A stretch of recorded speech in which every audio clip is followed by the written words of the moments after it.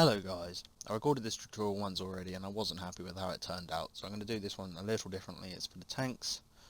I'm probably going to take screenshots. I'm going to edit the shots in a way that will be easier for you to understand and should be a bit easier for me to edit.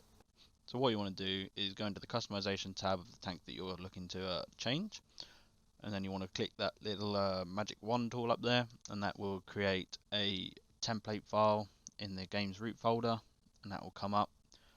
Now what you want to do is open your image editing program. I am using GIMP. You will also want to open the asset viewer application found in the War Thunder CDK. On the left, open the game res folder, go down to tanks, then go to nation from which your tank is from, in this case USSR. Once you've done that, you will have to find the textures that correspond to your specific tank. For this, the IS-1.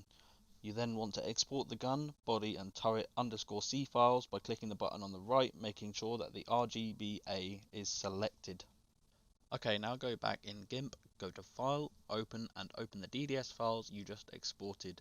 To do this, you will need a DDS plugin for GIMP, which you can Google. Now for all of these files, you need to invert the alpha by going to Colors, Components, and Decompose, and make sure that the color mode is set to RGBA.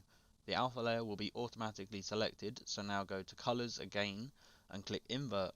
Now go back to Colors again and click Compose, also remembering to change the color mode to RGBA.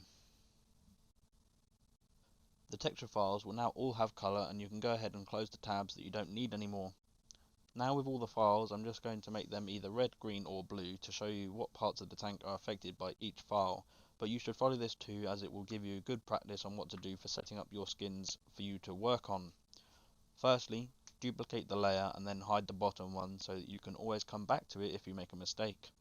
Then add a new layer and put that below the top layer. This is the layer that you should do your designs on, as it is underneath the layer that holds all of the scuffs and dirt on the tank, and will look much better for the end result. Okay, so all I've done is use the fill tool and filled the whole middle layer as a solid color, and as you can see, this is the areas that are affected by each file. You may also notice that the colors are just way too bright, so to combat that, all we need to do is drop the exposure of the colors to just slightly darker than you would like, as when they're in the game they become a bit brighter, and you can trial and error with this.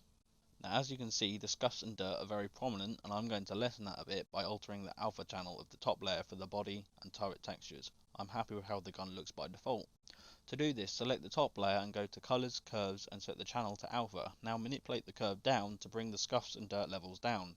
Alternatively, you could increase the curve to make it more scuffed, scratched and dirty, but I've gone with less.